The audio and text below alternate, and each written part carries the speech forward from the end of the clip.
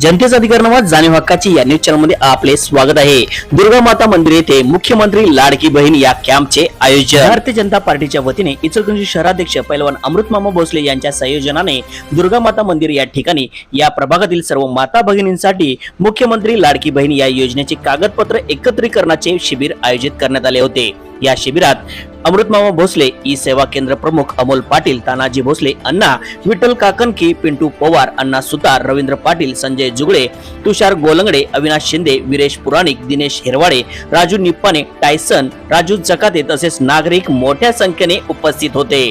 चला तर पाहूया सविस्तर होता न्यूज चॅनल नेटवर्क सह।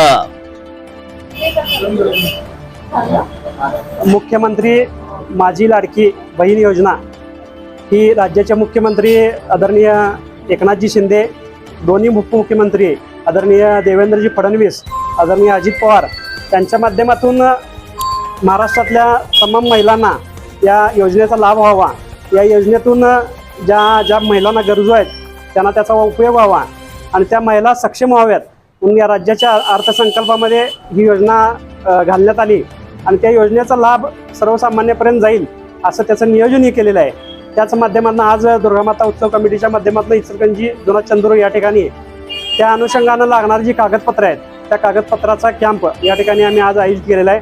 मी इचलकरंजी शहर परिसरातील नागरिकांना या माध्यमातून विनंती करतो की ही जी योजना आहे ही सर्वसामान्य कुटुंबापर्यंत जाईल, त्यासाठी शासन कटिबद्ध आहे, पण त्याला लागणारा जो वेळ आहे तो वेळ देऊन तुम्ही जी कागद या ठिकाणी जमा करत आहात ती योग्य प्रकारे करून आपल्या ह्या योजनेचा लाभ घ्यावा आणि त्याच्या व्यतिरिक्त काही ठिकाणी कॅम्प लागले जातात, त्यातून जर आर्थिक आपली पिळवणूक होत असेल तर आमच्याशी संपर्क साधावा असं सर्वांना विनंती करतो।